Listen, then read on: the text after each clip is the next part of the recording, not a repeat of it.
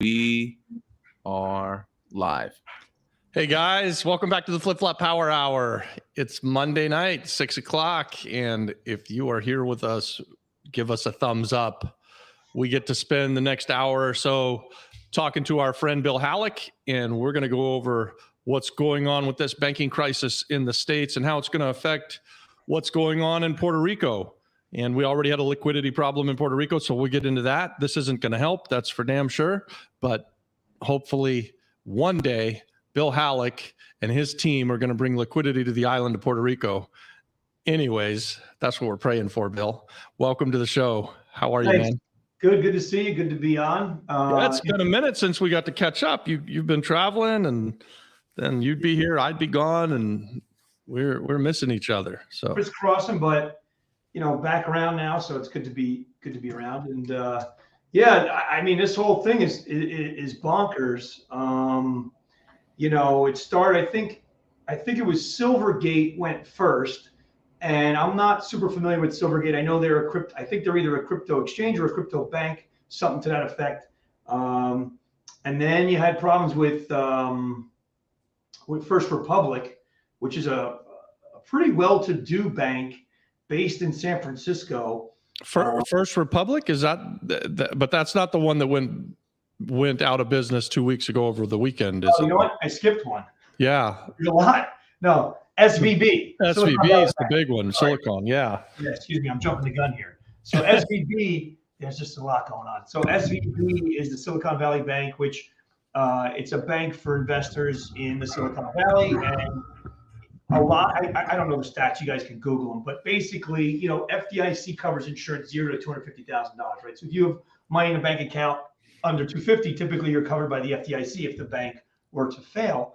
That particular bank, I think 94% or some huge number of the assets in the bank are well above the $250,000, because there's a lot of well-to-do tech people. It's big business, right? I mean, it's the who's who. I think lots of crypto, lots of startups, all of that tech stuff out there on that coast.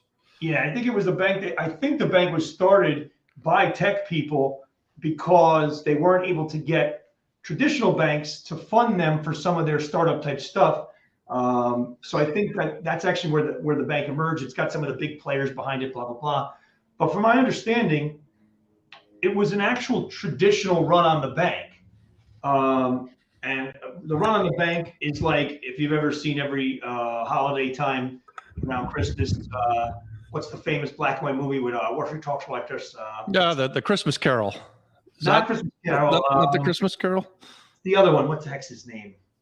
I know the one you're talking about. It's the one it's been going forever and ever. Every year they play it. I can't think of his name. He works at the local bank. Yep.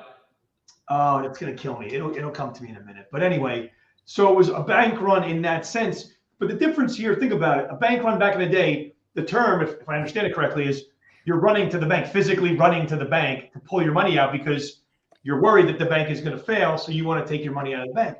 Yeah. So you actually have to go to the bank. But in 2023, you just go on your iPhone or your Android, press 2 buttons, and you've just sent all your money to your other connected account that has nothing to do. So it's a digital bank run. It happens so much faster. And if you go on Twitter, you can find there's all these people that had their money in SVB, and they were like, one guy finds out about it. It's like a game of telephone, and the next guy knows it. All of a sudden, all the people in the everybody's withdrawing their money from this bank, and it was billions of dollars, right? Exactly. So it was a run on the bank that happened digitally, kind of.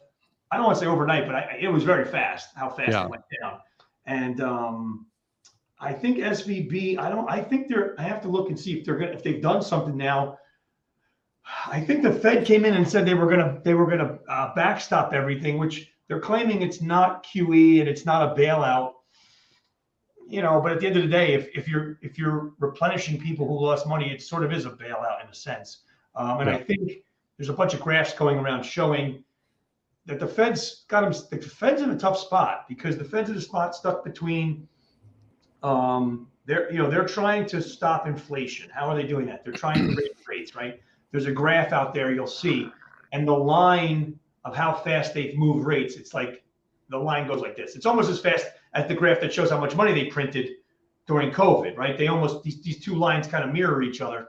And I can take a minute and try to find it on the computer. That's interesting. So I mean, everybody knows how much money we printed during COVID, right? It was just like, here's thousands of dollars for you, $1,000 for you. If you had a small business, here's money to pay your employees, or here's an SBA loan to keep yourself going. I mean, literally, it was just, they were just printing money as fast as they could and putting it out into the market. And that caused this inflationary time that we've sort of run into. And of course it had to, right? Like, I mean, you can't add billions and billions of dollars into the market and not expect for things to go up in price, right? Like, so, and then they're desperately trying to get the money off of the street. So they start raising the rates, and they raise the rates faster than they've ever done in the history of the world, practically. Right. Exactly. And that wasn't even working. And there's a need, in order to kind of quell the inflation, that they need unemployment to go up, right? Like, so it's such a weird system where the Fed is trying to kill the economy. Basically, that's what they're trying to do. Because they want to stop inflation, correct? Yeah. But then with these couple of banks failing, they've actually put more money back into the system. So they're kind of like stuck between a rock and a hard place. They want to keep raising the rates. I think part of the problem is they acted too late initially, right? So they were trying to make up for lost time. So I'll put on the screen real fast. You could see if I hit this button. Let's see if I do this right. I'll take a look here. Here we go. Let's see. Here it is. Hit this button. If you look how fast, it's sitting here doing nothing, right? This is where's COVID hit. COVID was probably like March of, I'd say, October? Look, February. March of 2020, we were full on in COVID by March of 2020. There it is, right there. Look, it starts to drop. Boom, look. And they cut rates, right? Right, that's when they cut rates. So all during COVID, 2021, 2022, I mean, we could argue where COVID existed in this little window here. But this is basically COVID. And then like, all right, we got to start raising rates because we see inflation. And you could see how fast, they went from here to here, and they went all the way up to here. It was sitting over here before, you know what I'm saying? So I think part of the issue is the lag, right? They waited so long to do anything, and then also there's a lag. So you do something, and you have to wait for those hikes to hit the system. And I think what we're seeing now is some of the reaction to that. It just took that long. So now they're talking about, does the Fed stay its course, or does it say, oh my God, what have we done? Let's pause. And I've read two schools of camp, two schools of thought. One says you got to keep moving, because if you don't keep moving at your measured pace, you blink. You look like you blink. You look like. And then the other guy, which I didn't get a chance to read the whole article, but it was something along the lines of, you have to pause because now you've seen what's happened. I think they've already paused, right? I think they turned the money printing machines back on, and I know they're not saying that this bailout or this Fed insurance where they're going to bail out everybody up to all of their deposits, which has never happened in the history of banking, isn't a bailout. They're saying they don't have to print money for that, but it just doesn't add up. It doesn't make any sense. We had a question, and want to try and answer questions as we get them. So is the bailout 2008 is the definition of QE? What's QE, Bill? Can you answer this question? So, right. He's saying quantitative easing. It's 300 billion is what they're going to, cover or pump in. And that is the definition of QE, which is stealth monetization. Essentially, it is the printing of money. It's printing of money. I mean, they call it anything they want. And this has been so wacky too. Like, we're not calling a recession a recession. We're not calling inflation inflation, and now we're not calling a quantitative easing. So we're just basically going to redefine everything in the monetary system and in our economy, right? So it's a pretty cute game that our government is playing. And look, I'm not trying to be over political. I don't think that the politicians have nasty intent. I don't think the Fed is against us. I think it's like you said. I think they they've made some mistakes and they're trying to do the best they can to fix it. But this redefinition of words is really frustrating.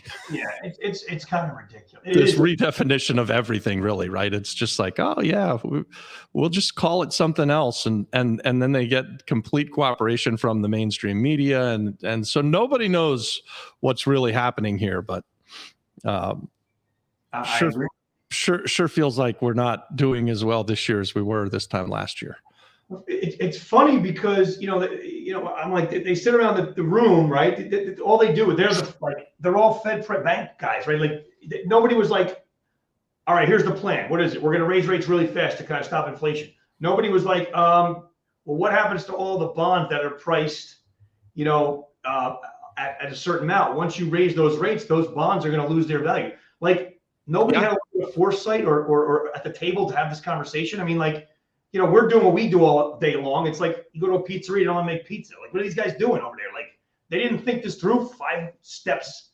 You know what I mean? Like, it's like chess. They should have had at least a little bit of like, what's going to happen next. I mean, you would have thought, and they did it so fast that, some of these banks had invested, they had to put their money somewhere. So they're investing in these bonds. And unfortunately, they're investing in these bonds as rates are going down, and they end up investing in bonds at the exact worst time that they could possibly invest in the bonds. And then as soon as they start raising the interest rates, the bond market is crushing them, right? Like, so it's really messed up. I know. Well, I don't know. I'm a terrible economist. Like I zig when I should zag every single time. The one thing that I would say that I've been fairly good about is that when I see problems in the market, I've taken action. And so when COVID came, I pulled all of my real estate off of the market and I rented it all out really fast because I thought we weren't going to be able to sell anything. So I did it for entirely the wrong reason, but it worked out really well for me.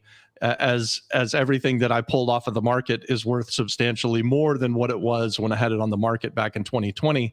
And I think that goes to having a plan is always a good idea, even if you've got a bad plan. If you've got a plan and you execute your plan, you can still get through these times.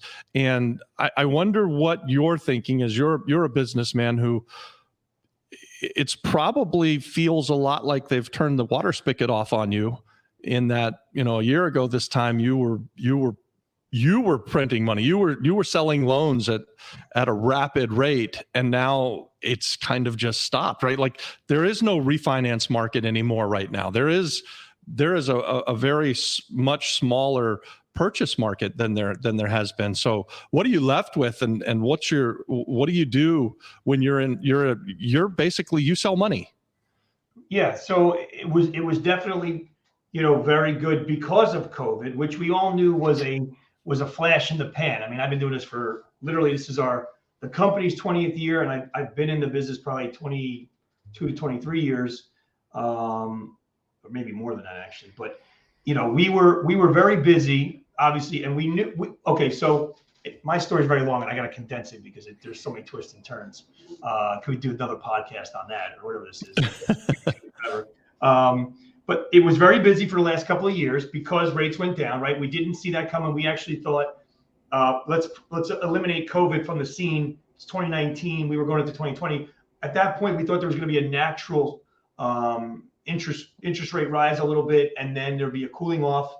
They were saying we might go into a recession at that point, and then COVID hits, and COVID really was this black swan, totally out of the ordinary kind of an event. I mean, literally, not since I guess the Spanish U.S. Spanish flu, yeah, almost 100 years before, right? Right. So we haven't had, it's not like anybody was really prepared or had gone through this that we're still alive. So everybody's in the same boat of how's this going to work? So rates drop. All of a sudden, people go, well, I'm going to refi because I'm sitting home. Why would I not do this, right? So we burned through all these refinances, and that actually put a lot of people in a very good position, right? So they're lowering their interest rate.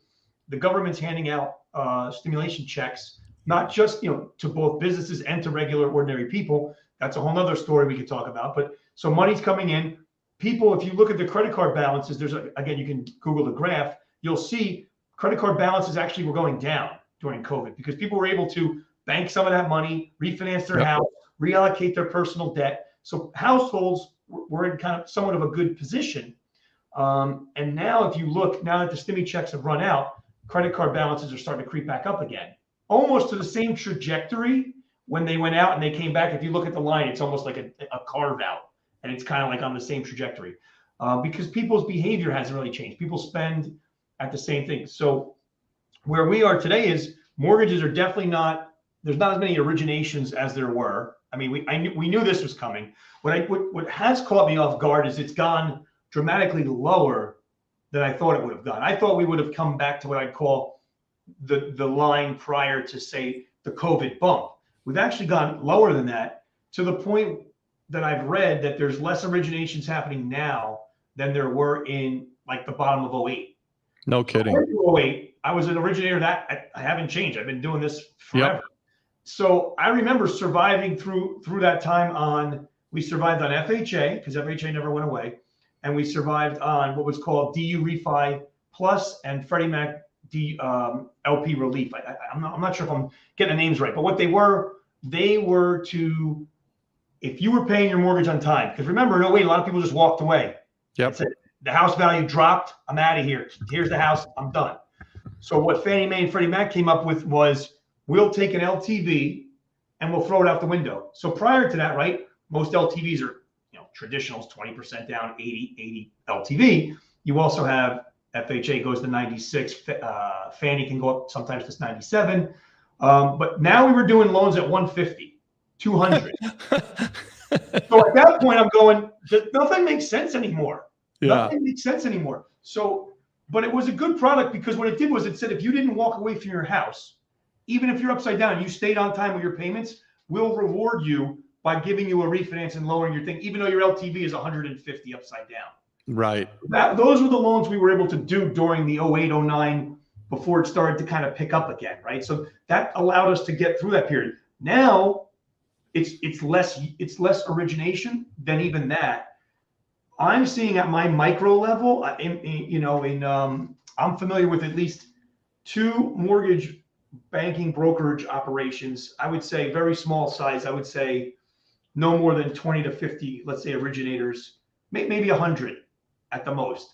One of them is getting purchased by another company, a much bigger company, but it's really, they're calling it a merger, but it's really the bigger guy is basically almost doing what Credit Suisse is doing. They're buying them. Big eats small. Yeah. Yeah. Big is eating small for peanuts. Yep.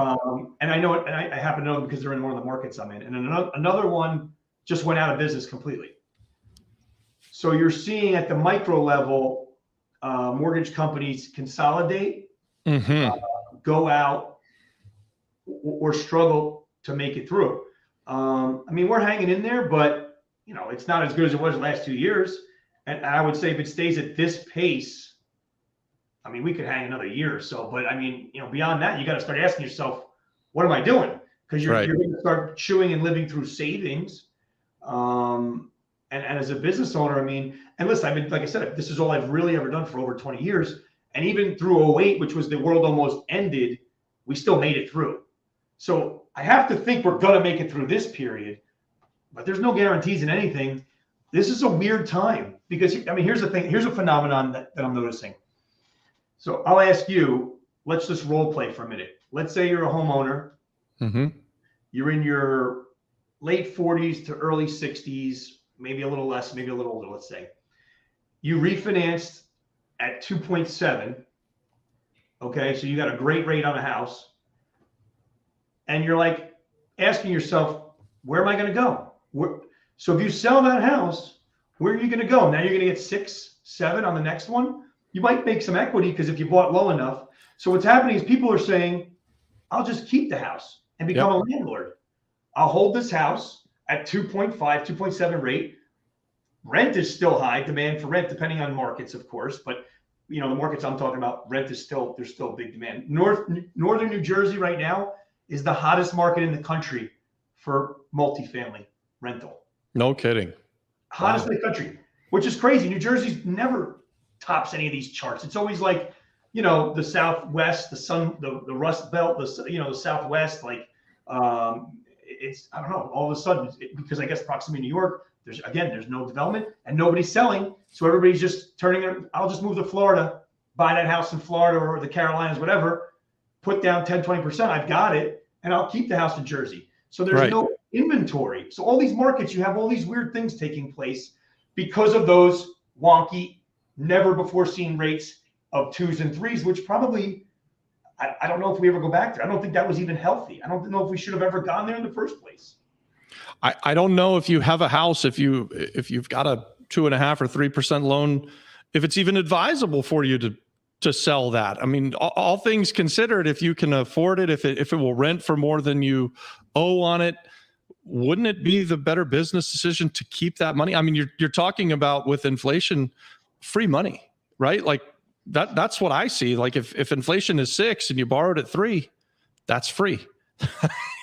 you're way better off keeping that money at least until the rates come down some, right? Like, and then the other thing is, we unfortunately sold our primary house here in Puerto Rico late last year, and thought, oh, I'll just go out and replace it and it'll be easy. You know, I had a lot of equity. We did really well on the sale, but then when I went to go into the market and look at houses that we would live in, I had to pay double what I sold my house for. So I'm losing on this transaction. So now we're living in an Airbnb apartment that we happen to, I mean, so luckily for us, we're not challenged when it comes to housing. We had places to go, but it's a scary market. If I have a house out there and I have a few that have a really good interest rate on them, there's no way I would sell them. And I would say the other thing is, if I'm looking at buying a house right now that someone is selling and they have that kind of loan on it, I'm absolutely going to be talking to them about leaving their loan in place and letting me take it over. I'll just give them the equity. Let me just give you your equity in cash, and let me keep your free money that you borrowed from the bank. And yeah, there's due on sale clauses and there's things but it's far better for me to do that. It's far cheaper for me to do that as a buyer than it is to go originate a new loan. Well, and that speaks back to what's going to happen to originators. There's another piece of the market. If folks start doing wraparounds and keeping the financing in place, there's originations that dry up for us again, all because these are unintended consequences probably of bizarrely low interest rates. Yeah. From a black swan event that nobody really knew was going to happen. And, listen, to your point before, I don't think the Fed is like there's no like secret cabal I think these guys are a bunch of, guys trying to figure it out just like anybody else, guys, gals, whatever. They're in the room. I do believe they're really trying their best to figure this out. Yeah. I don't know if they're making the best decisions. I mean, it's easy for me to criticize, right? I'm not in the driver's seat. It's like, what's that saying? For sure. It's always easy to be the guy, The backseat driver's easier. I can sit here and say whatever. And again, I'm not, I don't sit here and claim to be some kind of master economist. But I've studied some of this stuff, and I wish I had more time to study it. Frankly, it does excite me. It does get me interested. I'm trying. So what do you think happens? We both live in Puerto Rico, and a lot of the people who will tune into this channel are living in Puerto Rico. By the way, guys, if you're here and you're watching us and you've got questions, put them in the chat. We'll try to answer the questions along the way as we go. We'll go for quite a while. If you want to connect with Robbie, then I'm the FlipFlopFlipperPR at gmail.com. If you want to connect with Bill, how do we get a hold of you? And Don will put it up on the screen as well. Yeah, I would say acelandmortgage.com. If you go in there and click contact us, that stuff ends up in my inbox somehow. Yeah. Okay, so Aceland Mortgage for Bill and the FlipFlopFlipperPR at Gmail for me. That's the best way for you guys to connect with us. But if you've got questions, put them in the chat. So Bill, what do you think will happen with liquidity products that are coming to the island of Puerto Rico, and how long will it be before we get like a debt coverage service ratio or a cash out refi? Are there cash out refis on the island, even in traditional housing? What's going to happen with these kind of products? What I would say that what's available, I don't know what the future holds, but I can tell you what's here now, what was here, and where we are now. So you have Fannie Mae and you have FHA here, and I think Freddie Mac too, but for sure Fannie Mae and FHA. What does that mean? So Fannie Mae and FHA, I would consider your traditional full documentation, standard issue, 30-year fixed loans, right? It's not going to be for someone who just opened their business 6 months ago, can't show any money, but's got $1 million in a crypto account. This is not for that. This is, you have a job, whether you're self-employed or you work at a company, and we have consistent documentation of your income over at least a year, 2 years. Okay, so we have those products. That's for purchase, that's for refinance, that's for cash out refinance, that's for primary, that's for second home, that's for investment. Okay, the negative, or what I'm finding to be difficult, is, first of all, if you're over 80 LTV, the PMI in Puerto Rico is going to be higher than it is stateside. So you're talking about a little bit of a higher PMI charge if you're going over an 80 LTV. You can't cash out over 80 LTV, so it's really more on the purchase side. Let me think what else. The other issue I see is appraisals. Okay, you know, the appraisals coming in all over the map. There's no good, there aren't good comps. Or you'll see, I mean, I'm sure you guys have seen this, not subject to appraisal, right? This is half of the ads for houses for sale here. Why is that? It's for two reasons. The seller wants to maximize how much they're going to make. So I don't care what anybody says. I know folks were throwing pie in the sky numbers, throwing a dartboard, throwing a dart at a dartboard, going, what's the, you know, what is this house worth, and what are we going to sell for? I don't really care, whatever I can get, right? That's, if you're a seller and you're in the driver's seat and you've got people who are willing to pay whatever because they have fugazi money from, you know, investing in Bitcoin in 2010, and they made $10 million, paying an extra 100 grand when you're up to $10 doesn't million, matter.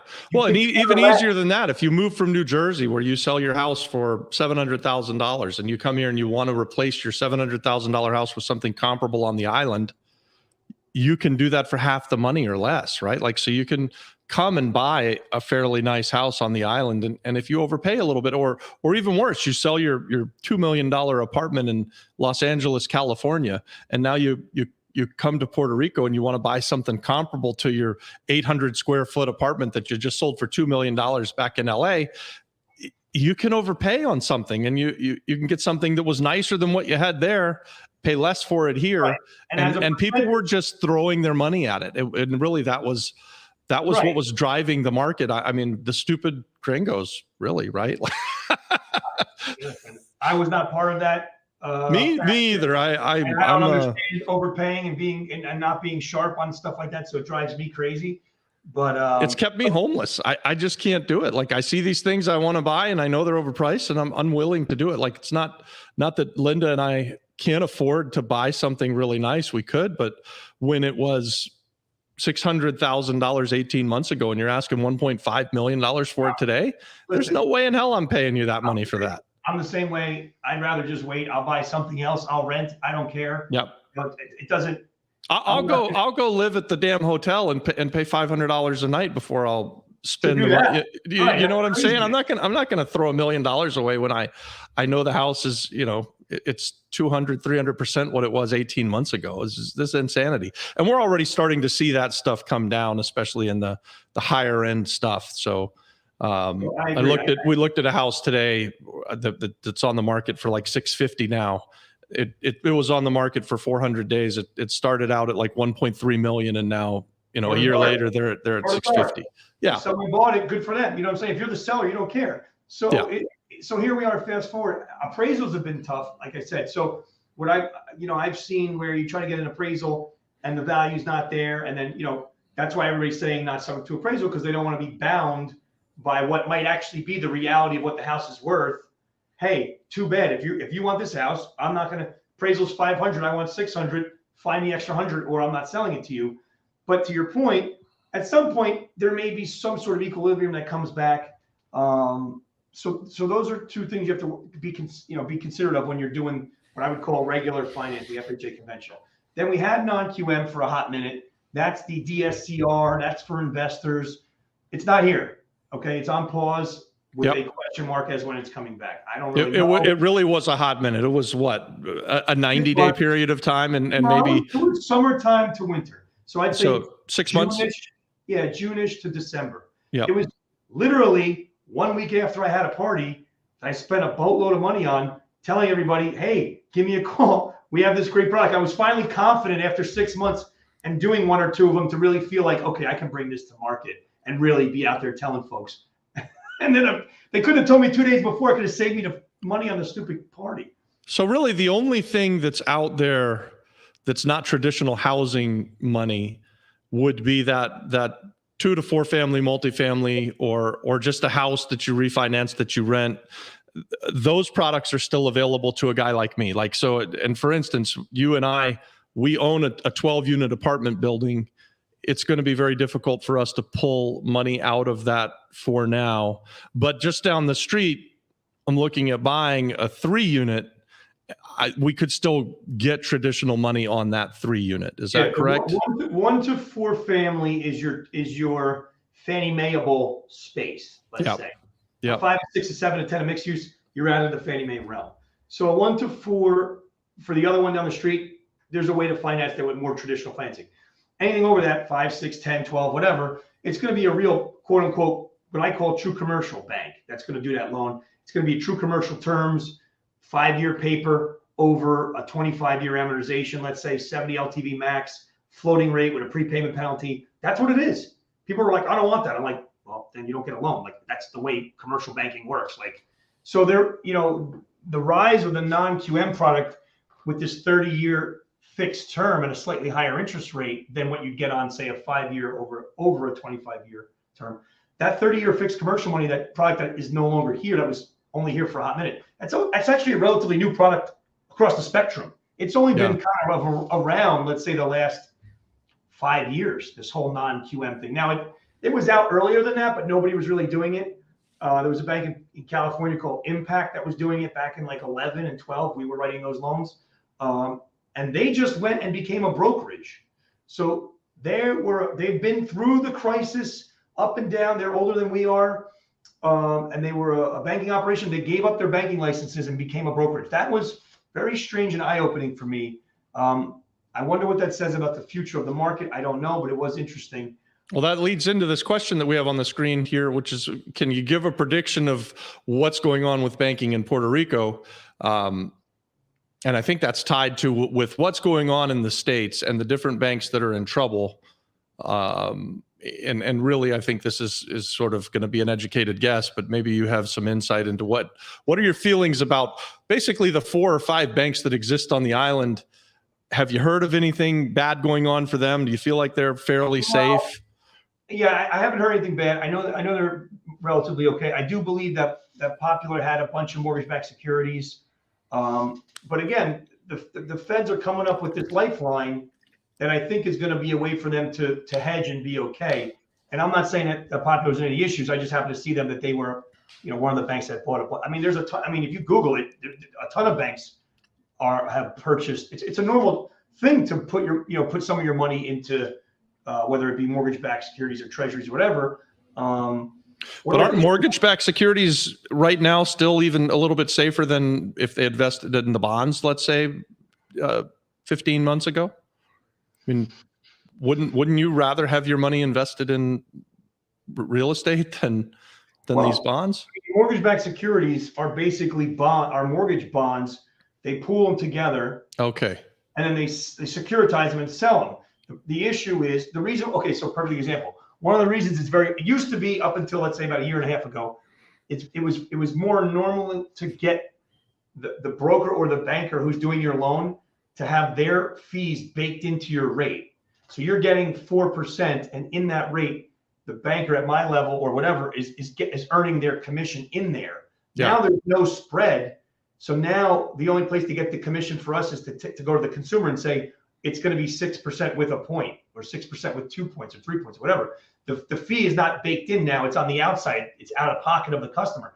Why? Because they know that once these rates drop, all those rates that were just written at 6 and 7 are going to refinance. So they have what's called prepayment risk. Right.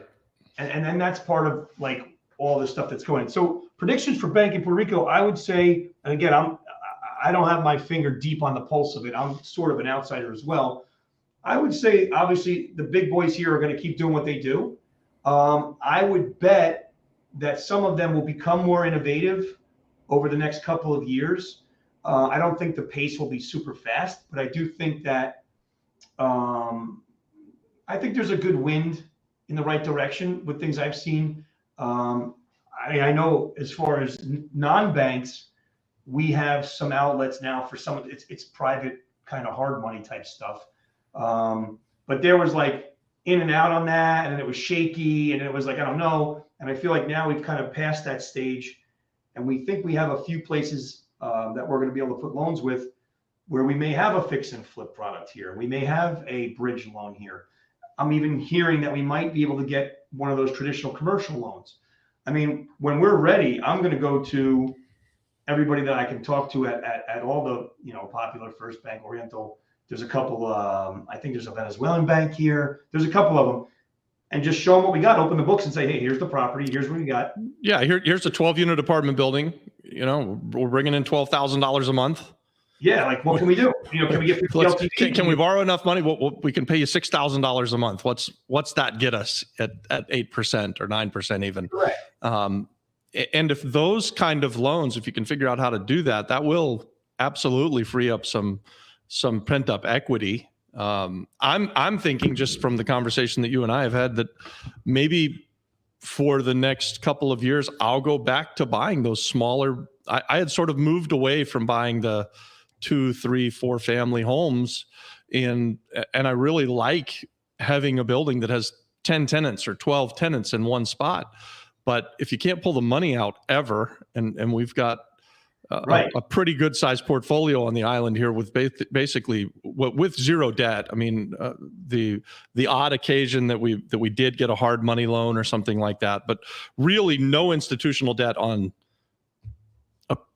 a pretty big chunk of change, right? And then probably 2 times equity. So it would really be nice to be able to borrow at even 7 or 8% and pull out some equity and then go buy some more stuff. Exactly. And listen, if I'm a bank, that's exactly what I want to see, right? Yeah. A fully leased up piece of real estate with multifamilies tend to be less on the risk. If I'm a bank, that's exactly what I should be looking for. Like, those are loans that I can make that are safe, secure, hedge the LTV if you want, whatever you want to do. Yeah. But that's exactly the kind of banking, local style banking, that if I'm working at one of the bigger banks here, I'd be looking at that and saying, how can I find investors like you? Because, that's exactly what a good loan for us at the bank would be. And we just did a loan for a guy on Friday. Oh my God, what a story. I mean, every story, it's been tough. Writing some loans here have been tough. This particular deal, the sellers wouldn't sign a power of attorney. They weren't in Puerto Rico. I don't know, I forget where they were, but they insisted on being at the closing. Okay, fine, whatever. Then they're like, it has to be a Friday. I don't know why. I don't know if they like Fridays. I have no idea. It had to be a Friday. So we get it all set up. No, that Friday doesn't work. Okay, another Friday. Okay, got it all set. Actually, could it be the Monday after that Friday? What is this, Burger King? Like, how many times are we going to change this? There's like, there's 50 people we're trying to pull into the mix here. It's not like it's one person that we have to accommodate. There's like attorneys and and the client and the list goes on. So we get it set for, how did that work? Oh, for that Monday. So we set it all up for that Monday. That Monday morning, the wire's there, everything's there. Oh, we didn't really know you were going to do it, so we didn't come down. Oh my gosh. I'm like, we did it. We accommodated you. What are you talking about? So then, I don't know, finally corralled everybody on the same page. And then that following Friday, it got done at like 5 o'clock in the evening. I'm like, oh my God, this is just like, can we drag it out any longer? Wow. But the guy's a small time investor. He lived in Puerto Rico. He's from Puerto Rico. He's buying Puerto Rican property. He tried. He couldn't get a loan anywhere. I don't know where he went before he got to us.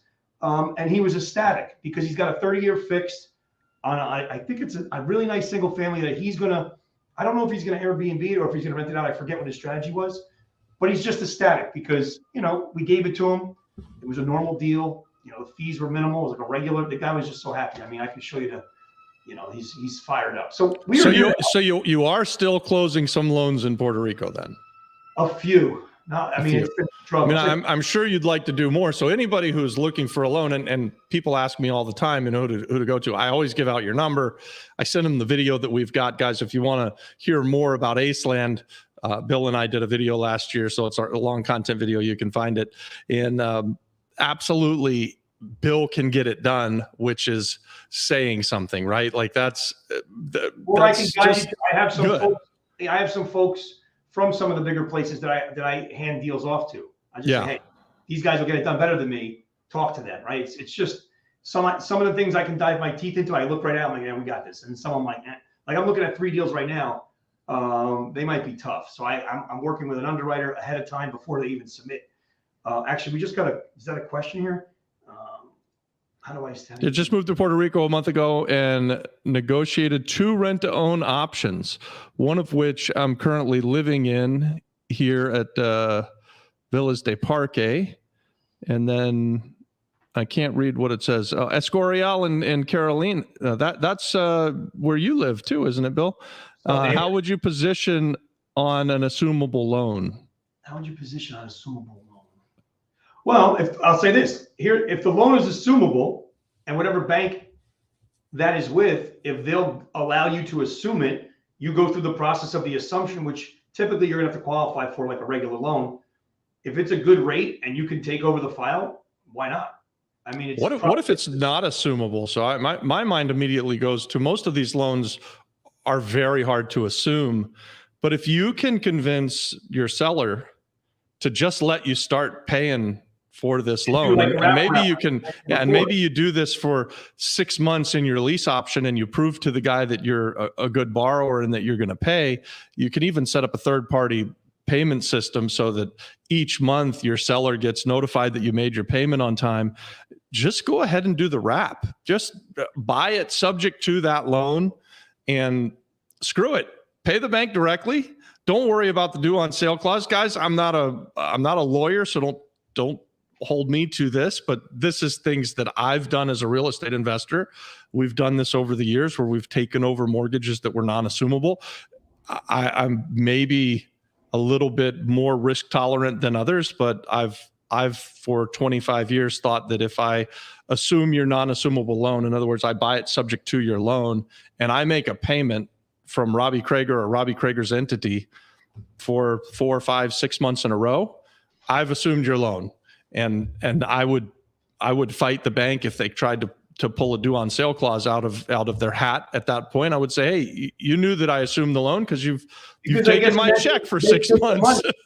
You took my money. If you really care, if they really care, they should have returned your money in a sense. Exactly right. That's what I've held my hat on. I think some seminar I went to 25 years ago, somebody said something like that, and that's what we've always done.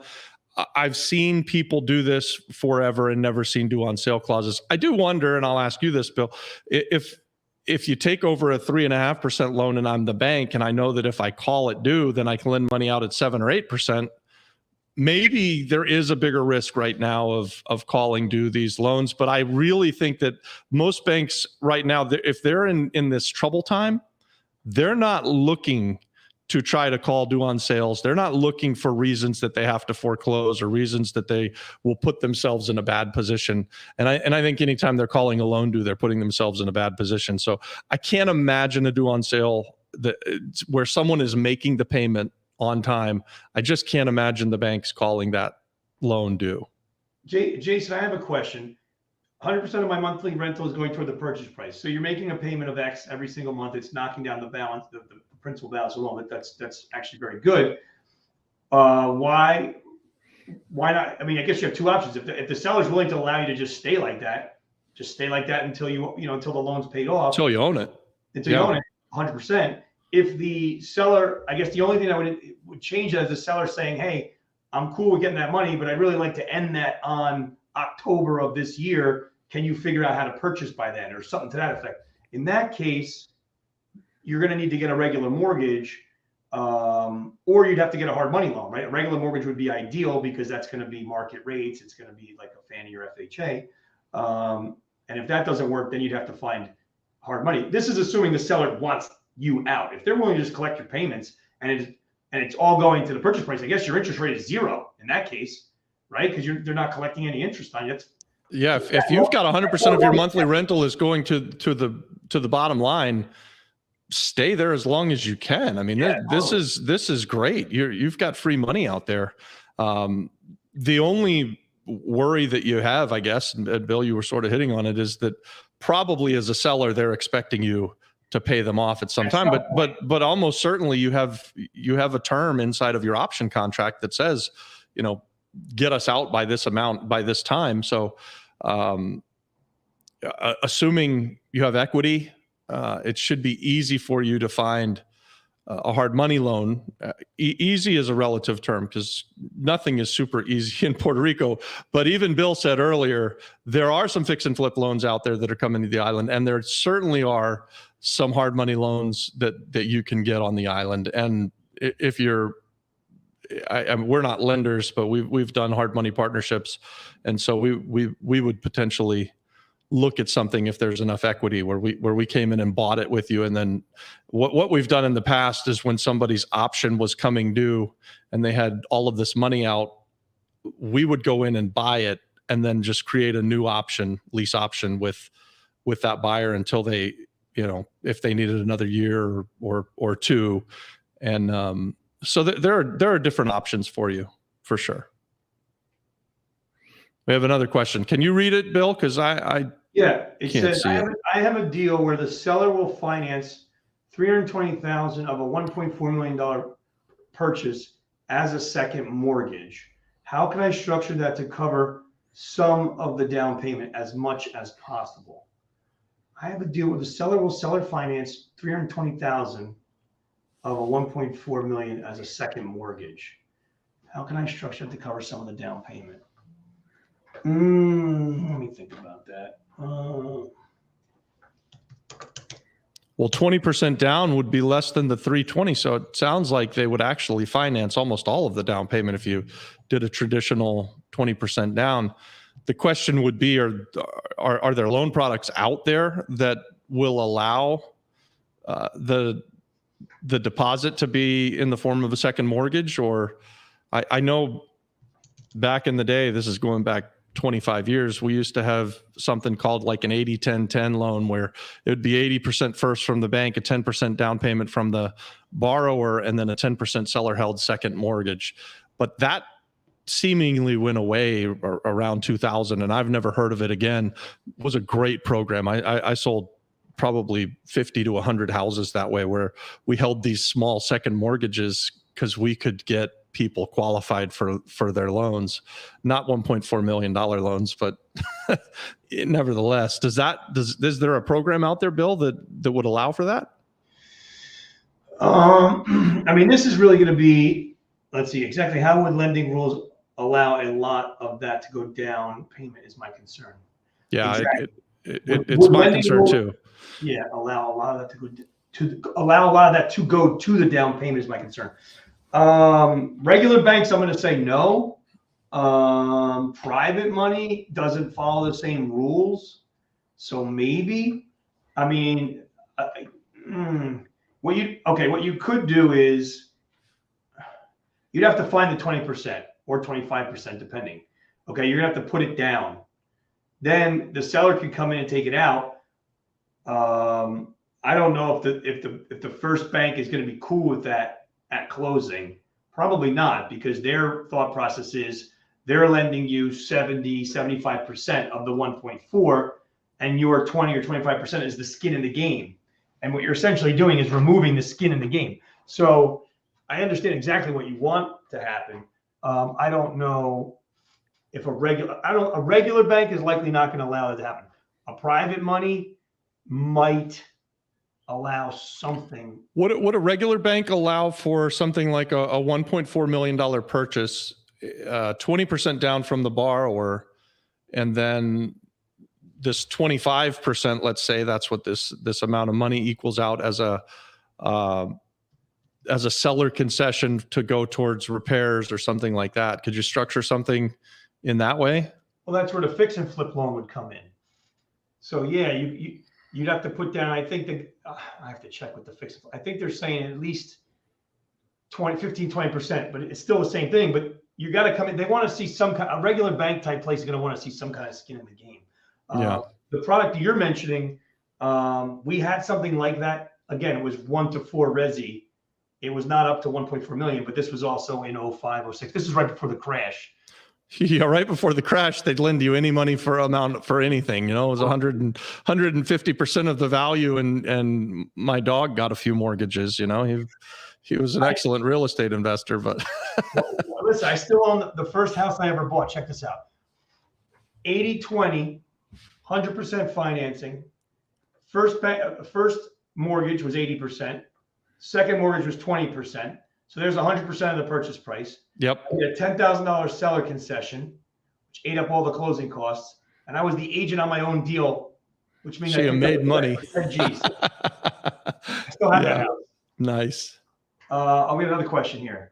Bill, how do you anticipate the new version of ChatGPT-4 impacting the mortgage industry, and how do you plan on leveraging it? We got 2 questions. Ooh, wow. And another one from Michael K. In Dorado, houses bought for $2 million at Ritz in 2019 sold for $8 to $12 million. Many have sold like that. So, Michael, that's exactly what I'm talking about. I'd love to sell those houses. I wouldn't do that. I wouldn't buy those unless I was just rolling it to the point of who cares. But like, out of principle, that would drive me bonkers to know that. And we can get into that in a minute. But back to the ChatGPT question.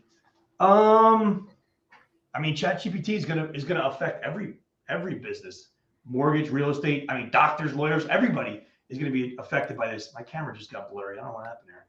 I think my camera. You still look good, Bill. Don't worry. Camera's drinking. How is it going to specifically affect the mortgage industry? It's a great question. I mean, I can tell you right now, one of the CRMs that I work with has already incorporated ChatGPT into our CRM, and it allows us to respond to emails by clicking the ChatGPT dropdown, and it like writes the answer for you. So I guess in that sense, I mean, it's just a matter of time before when does there just no me in the equation? That's the point I worry about. Like when the robot does everything, and there's really like they don't even need me to click the robot button to write the stuff, right? That's right now they still have me going, oh, you should respond this way. So it's being used in marketing. I know blog posts, Google can't tell the difference between a Chat GPT written article and the one I wrote yet. Now, maybe at some point, I know Google's like red alarms are going off because they've been sitting there chilling, dominating search for what? I don't know, 15, 20 years. For a long time. Who competes? Ask Jeeves and Bing. I mean, you Google it, right? Who doesn't Google it? Nobody Bings it. But Bing is actually one of the major investors. Microsoft's one of the major investors in ChatGPT, I believe. So I do believe Bing is coming with ChatGPT baked into it. You might see Bing pick up market share against Google. That could happen. I mean, I will say if ChatGPT was the fastest adopted app out of any of the apps. Like if you look at the line to go to Facebook to 1 million users, or I forget, Snapchat was a little better. It was instant. It goes like this. It's straight up. So everybody's chewing through it. I saw, all right, here's a great example. A kid bought the robot arm that writes for like postcards and stuff. So he's got the robot arm writing out the homework that his ChatGPT created for him. Oh my gosh. I mean, if you're a teacher, the only way you're going to know, you're going to be like, this handwriting is too good. It's perfect. It's too perfect, right? You're going to have the machine like screw up on purpose every, randomly just puts an extra, maybe the pen runs out of ink or something. Misspell something. It gets lighter in a spot.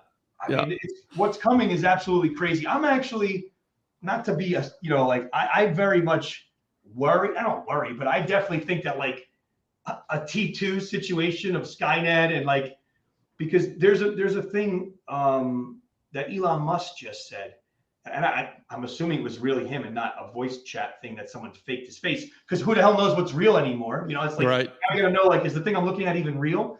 But he was interviewed, or in this little clip was saying that AI would look at us the same way we look at ants, in the sense that like, if you and I were to go like, build a deck in our backyard, we're not really like trying to kill the ant thing that happens to be there, but like, you don't really care about it either. You're like, I'm putting my deck up. Sorry, ants. So you build this thing. So he's saying that AI would treat us that same way. Like if we're in the way, shoo fly. Like that's scary. I mean, that is scary. Before because they already said that the collective brain power of AI is already like touching Einstein and whoever. It's going to like blow through the roof.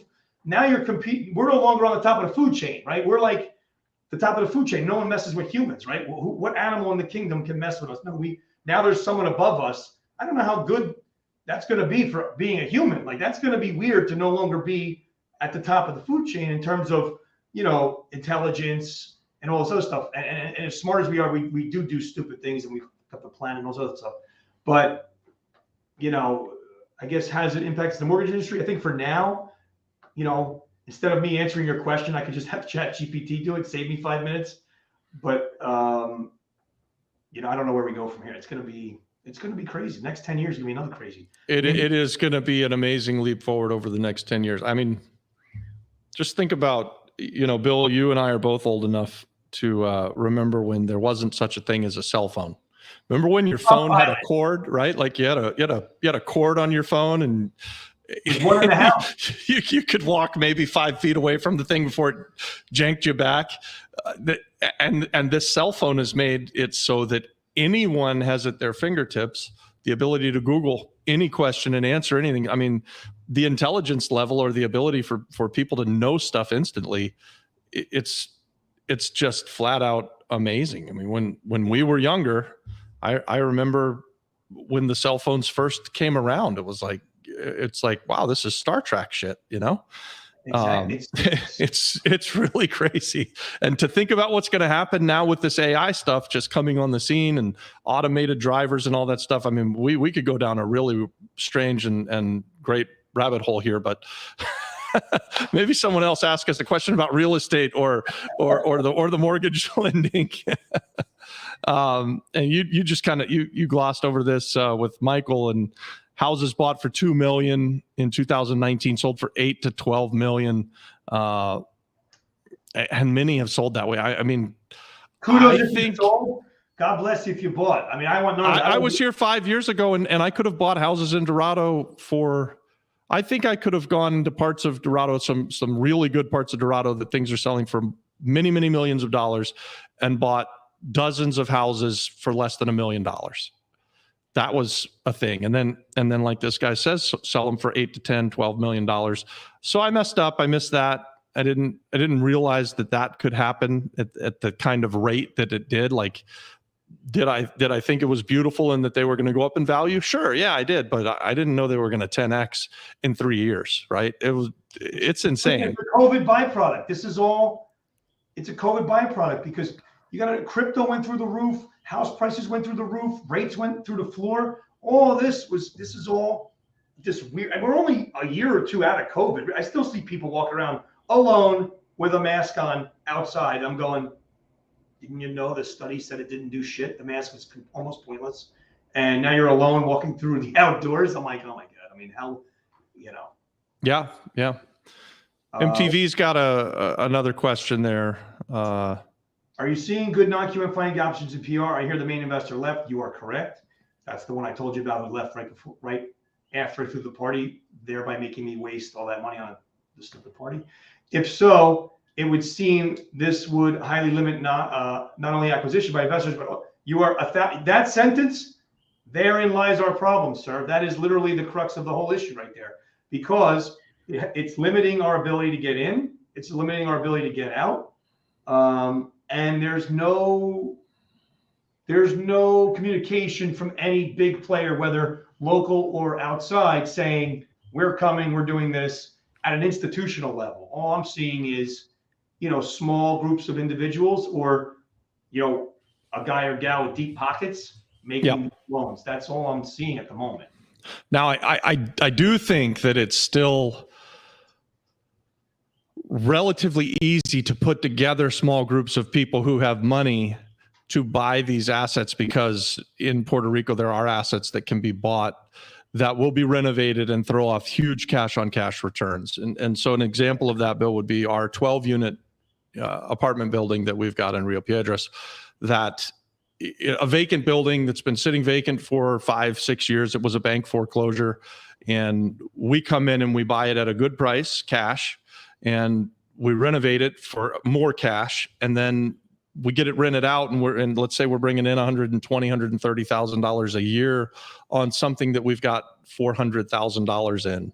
That's a really good return, right? So anytime you can get something approaching a $500,000 investment and be throwing off 25% a year, there are still going to be people that want to put their money into that kind of investment, right? There just are. I mean, it makes all of the sense in the world to buy a 12 unit that you can have $400,000 or $500,000 in, that's going to throw off $150,000 a year. And that exists on this island again and again and again. So regardless of whether we can get debt, and we still believe that we're going to be able to, and you're going to work your butt off in order to pull our money back out of it. But let's say we can't, and it takes 2 or 3 years, right? It's still an excellent investment, and we're still going to do the next one, right? So, I mean, the next time it comes around that I can buy a 12 unit for $300,000 or, something close to what we did, and then put another 150 or so in it and be in it for that $450,000, and it's going to throw off again $120,000, $130,000 a year. These are no brainers, and we're going to put together groups of people. We're going to find other investors to come alongside of us and partner with us. And in Puerto Rico, you can do that. I can't do that in Orlando, Florida. I don't think you can do that in New Jersey, right? Like, it's just, you can't buy even a distressed vacant 12-unit apartment building in New Jersey for less than a couple $1 million. Yeah. And it's the same in Orlando, like 12 units in downtown Orlando, the building like we have easily would have been a $2-3 million building, right? Like, yep. God forbid it's got any cash flow. You rents are through the roof there. I mean, that's probably the big difference, is that in New Jersey and Orlando, this building, each apartment, each 2-bedroom, 1-bath in Orlando might rent for $2,000 a month on each apartment. And so that's more than, or that's double what we would expect to get here. It's probably the same or even worse in New Jersey, I would guess. Yeah, the prices are they've been through the roof for years. And like I said, right now, apparently it's the hottest market in the country for multifamilies in northern New Jersey. It's just super expensive. There's not a lot of, I mean, there are deals, but for example, I picked up a 2-family for $575, and the taxes are over $15,000 a year, and that's a good deal. Like, it's like, but I'm more concerned with the foreclosure laws in New Jersey, and my desire to really want to be there as an investor has gone down over the last couple of years due to some issues I've gone through. I'd say 80 to 90% of my investing, knock on wood, I've been lucky. I've had good tenants, but I've had one recent person that, if you know how to exploit the laws, they are written. And I'm not, to the point of where like a landlord has the right to just throw people. I'm not, I don't think that way at all. It should be very fair, but there's a point where the tenant should not be able to just completely take advantage. Especially, I'm not BlackRock, right? You're not, I'm a small mom and pop style investor. Yeah. So, if a tenant screws me, they're screwing the local community, and they're screwing, I'm right there in the trenches with you. You know what I mean? Like, I'm not, like I said, this is not Wall Street. This is Main Street. But we had 2 other comments or questions here. One is from Brenda. She says, SBA came in December and said they were going to capitalize banks and co-ops to the tune of $80 million. No specific of what type of lending SBA wanted to expand. Any clue? I would guess SBA lending, which is another realm. My familiarity with it is usually, I think it's 10% down for owner-occupied real estate, and I think it's pretty good. SBA lending is actually pretty good. If you're using it for what it's designed for, it's pretty good. I think one piece of it is adjustable, but I know there's some SBA people we could find through Robbie or through the group who that's what they do here in Puerto Rico. I personally don't know anybody because I haven't looked for it. It's not something I, at this stage of my career, needed, but it is a product I've looked into. We do some of it stateside. I personally haven't done a ton of it, but the fact that they're going to bring $80 million to throw around, I mean, that's at least a good sign versus saying we got no money for you. So I guess it's a matter of finding who the lenders are and what they're going to do. And I guarantee you that if we look through some of the chats that we're in, some of the groups that we're in, we could surely find, a loan officer who is specializing in SBA. Absolutely. Yeah, I think actually if Brenda, if you email me at the FlipFlopFlipperPR@gmail.com, I do have a contact that's in the SBA lending sphere. I don't know what you call it, that business, right? And I'll have to dig through my contacts and get you that. But I'd be happy to share that with you. I will also add that I have several friends that have medium-sized projects that they have kind of been hitting their head against the wall to try and unlock some of that 80 million on some hospitality deals and on some mixed use stuff. And unfortunately, so far, I'm unaware of anyone getting it to the finish line, right? Like, so there have been a few stories where this is full doc stuff too, right? Where they're going through this process and they believe that they've got a bank that's saying yes. And the way that this loan program seems to work is that a portion of it comes from SBA and a portion of it comes from a local bank. I think it's that local bank portion that has kept anyone from actually closing a loan here. So I know that our friends have a project on Juan Ponce de Leon, Imran and Zachary, that they tried to do this SBA thing and they got like to the point where they had an agreement with the bank and then it still didn't close, right? Like, so it's hard. And nothing is really easy in Puerto Rico. So if anybody is out there has done this kind of SBA loan and actually closed a loan, hit us up and let us know, because we'd love to be able to turn people on to whoever is able to get these kind of things done. And it certainly would be nice. So, yeah. We got another one here. Kim, I think that's the Kim I know. Are you trying to develop a fund for DSC or for PR? Two pieces of this question. Kim, if you still have that Ponce deal, I might have financing now that would fit what you need. So we can hit up after this, whatever this is, Zoom thing. This is the Kim that you know, and she does, I think, have the Ponce deal. I don't know if she found another loan, but okay. Well, I did find a source for that, I believe. To your question, it is something that Robbie and I and a few other people have discussed. I think it merits further discussion. Robbie, we should, I've looked into it. I kind of know how to do it. We just need to talk about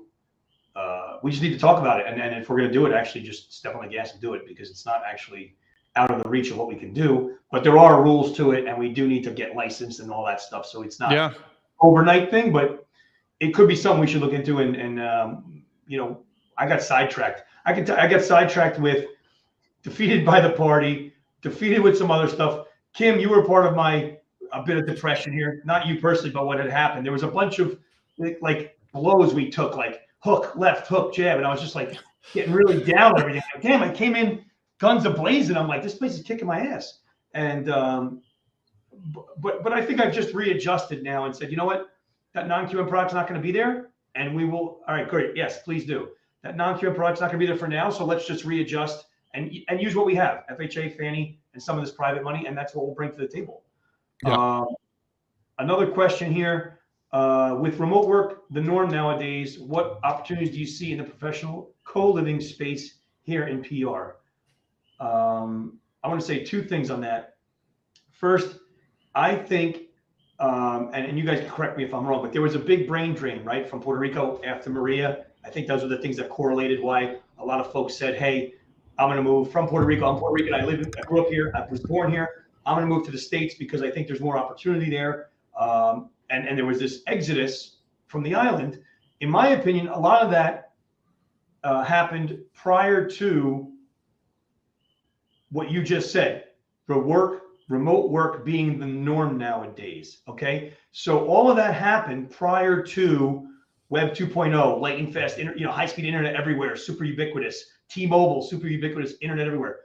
Totally normal to just have a job, quote unquote, a real job with a real quote unquote big corporation and never go to an office. That was not normal when Maria happened. That was not normal when the exodus took place. Well, guess what?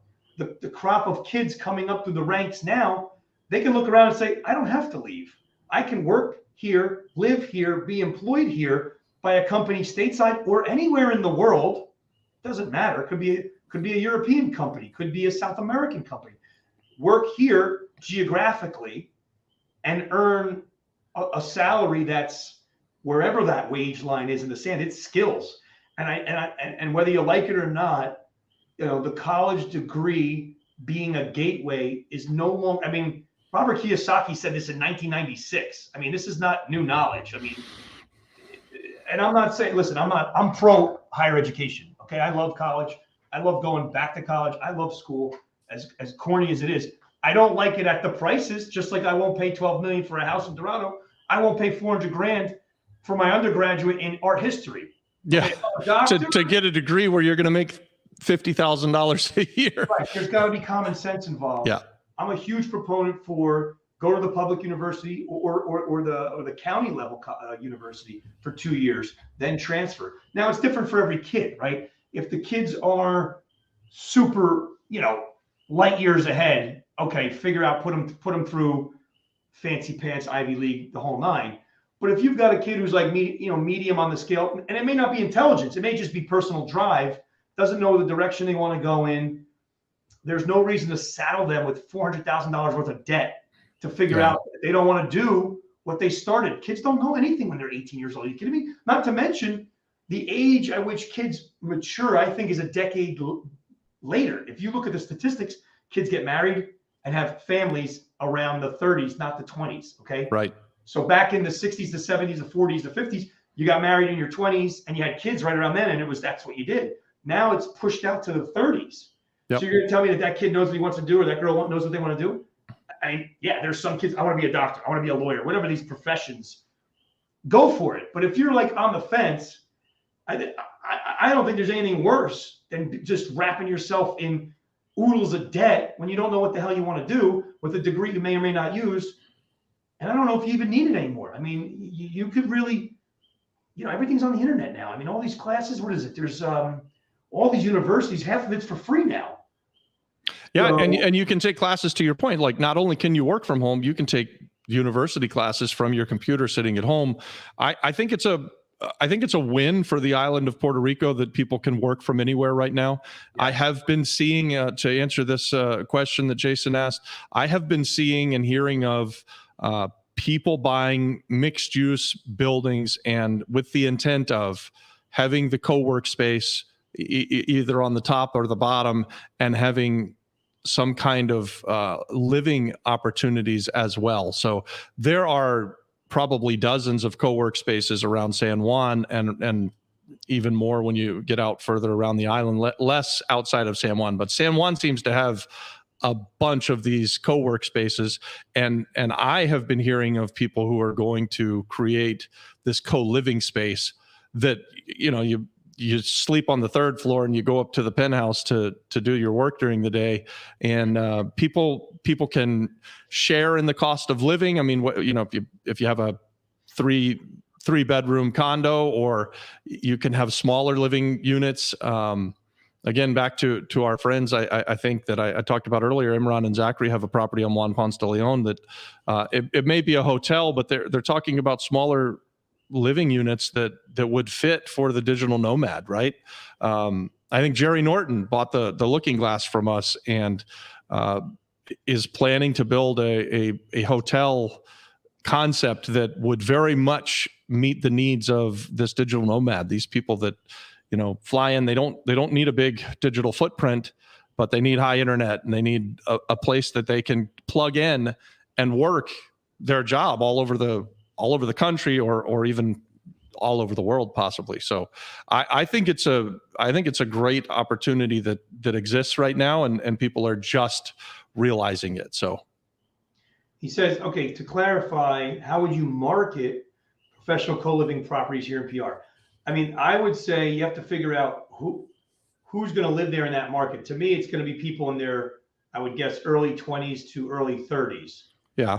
I think once folks are married off with kids, they're not participating in that. So you got to find those people, and then you got to figure out where they are. I mean, that's just marketing anything. So I would say if you're going to use, all the different mediums, you could use Facebook ads, you can use, Airbnb possibly. You could use, there's a website, Fabian told me about it. And it's basically something pads, I think PADS, something pads. Oh, PadShare. PadShare. I think it's called PadShare. Yeah. And the whole concept is I'm looking for a place to live, but I don't want to pay the full rent. I go on Pad Share. It's sort of like a high-end Craigslist is what it sounds like to me.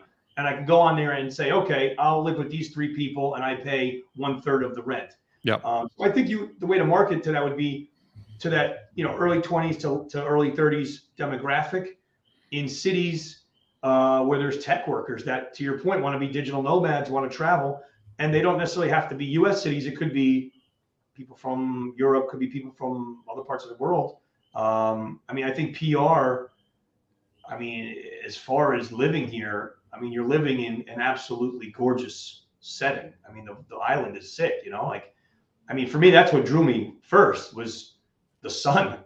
As much as I can't get a tan, I really love the idea of blue skies and good weather. And I don't know why that was something I was very interested in, living in a place like that.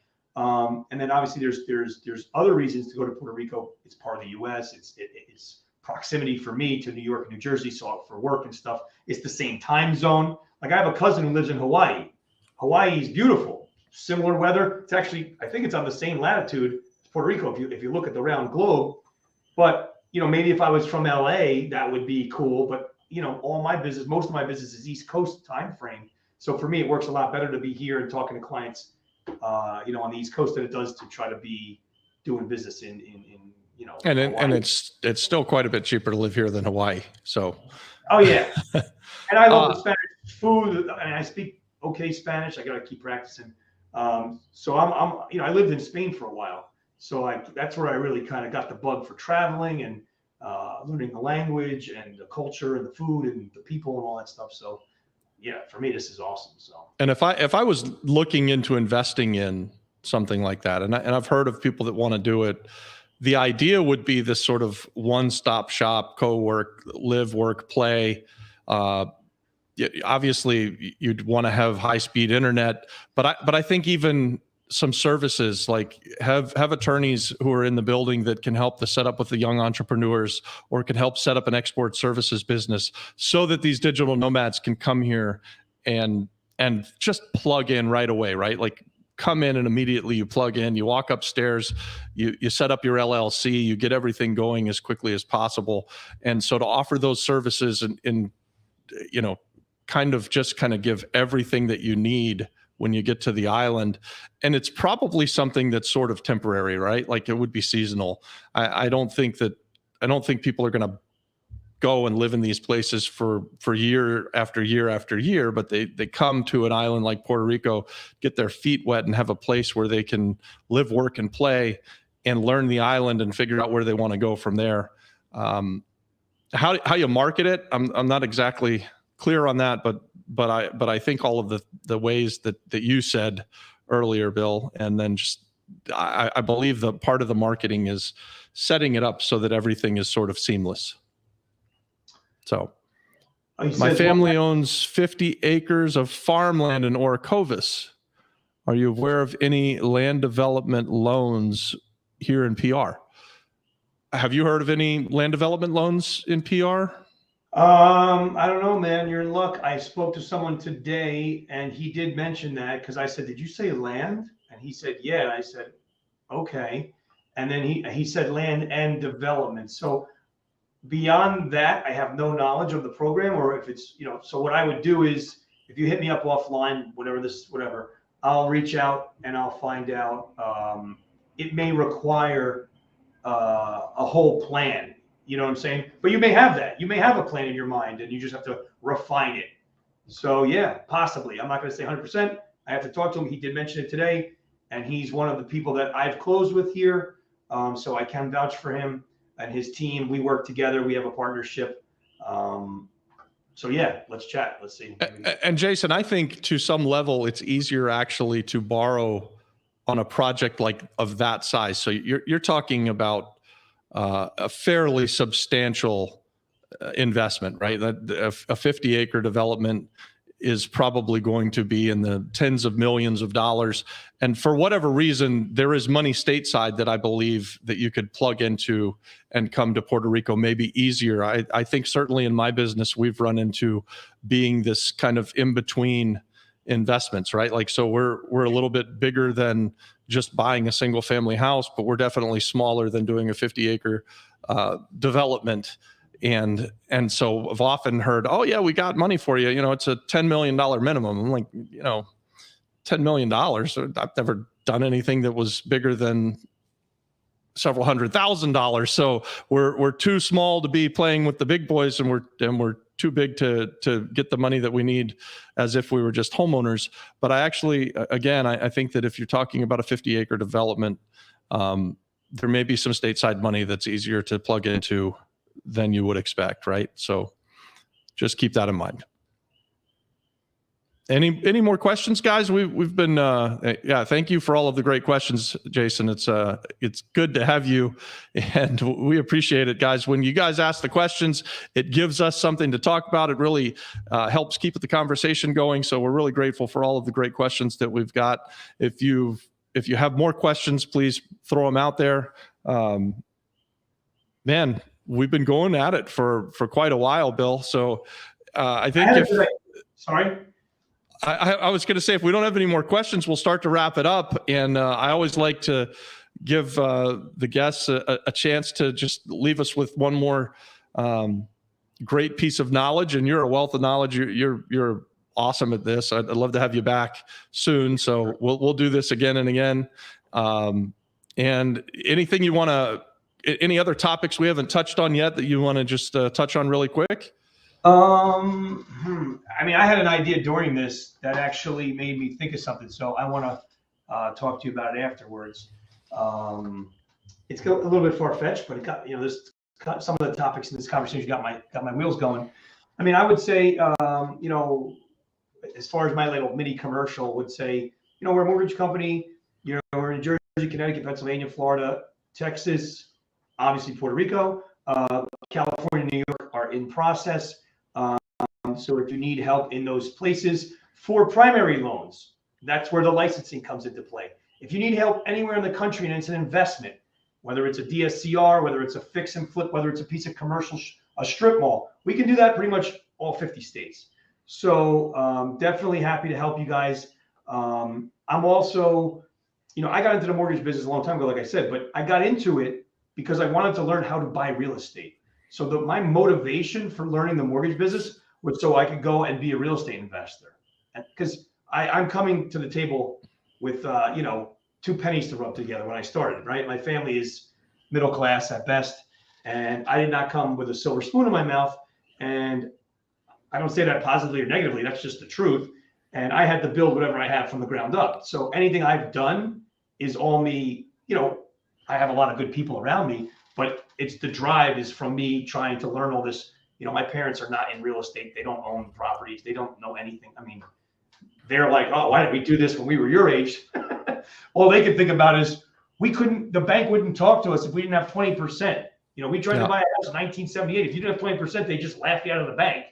Well, when I bought my house, it was the Wild West times of pre-08.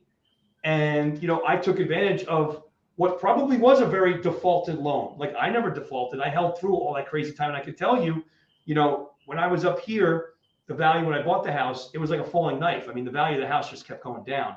So I was upside down because I put nothing down, right? So I immediately had no equity, but I was not buying for appreciation. I was buying for cash flow. So I sort of didn't care. And I'm stubborn as hell, so I wasn't going to quit. So I got roommates off Craigslist.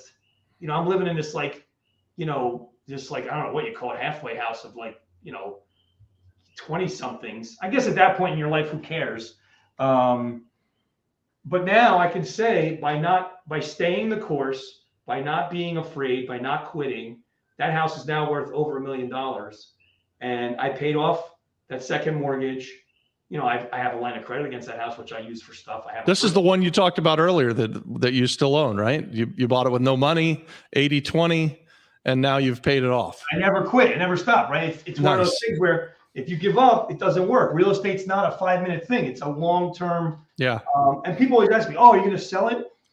You know, maybe I would sell it at some point in time. But for now, I feel like I was building a bedrock to go on top of. Yeah. And I know it's more, I mean, listen, it was difficult then because, you know, that was 2006. Okay. So if you look on a graph, the worst time to buy a house, it was literally like the top of the top. And I'm reading books like Robert Allen, No Money Down, like buy a house for $80,000, earn $500 passive income. I'm like, $80,000 isn't even a down payment in my town. Where the hell is this guy? You know what I'm saying? So it keeps because I know today it's tough, right? Young people coming in the business now, house prices are crazy. But I think you just got to hang in there and be creative, and you can find a way. And I'm glad to be on the show. I'm glad I was able to participate. It's always fun. Good to see you. I'm glad I'm back. When are we going to go out and get some coffee? I know you say you drink coffee every day. So do I. Let's go do it. And I just want to touch on something you just said. It's always a good time to buy real estate, especially if you've got the attitude that you talked about. If you can manage to buy something in the worst market in 2006 and, less than 20 years later, you pay it off, it's worth $1 million. That's what owning real estate does for people, right? Like that bedrock that you built years ago and you went through the worst time and you didn't give up and you didn't quit.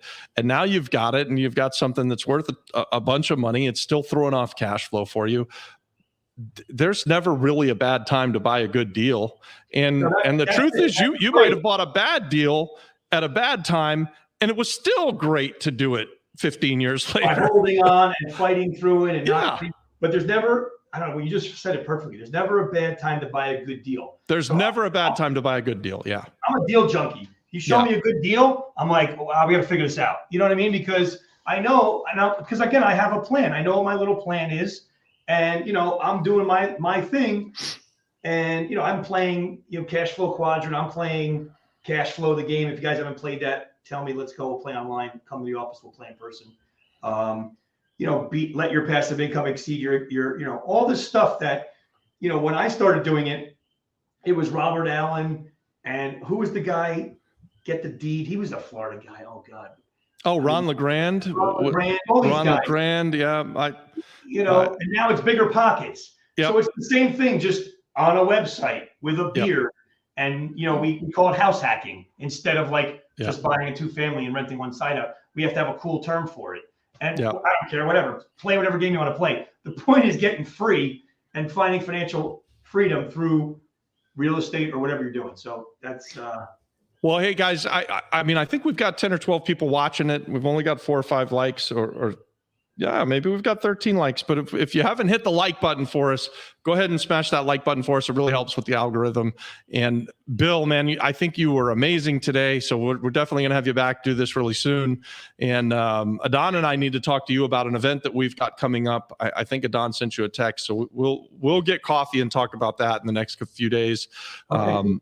You guys look for that. We're gonna have a Zoom event where we really dive deep on some stuff coming up in about a month towards the end of April. So that's where I think we should end it. We went for a while. It was an easy conversation. We went for an hour and a half, which is pretty phenomenal.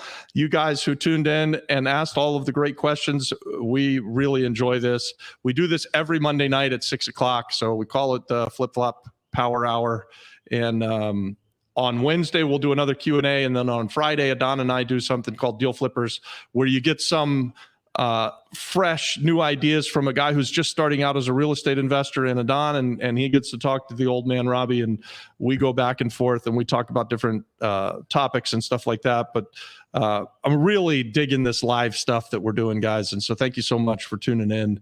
And with that, thanks again, Bill. And let's call it a night, and everybody have a happy Monday.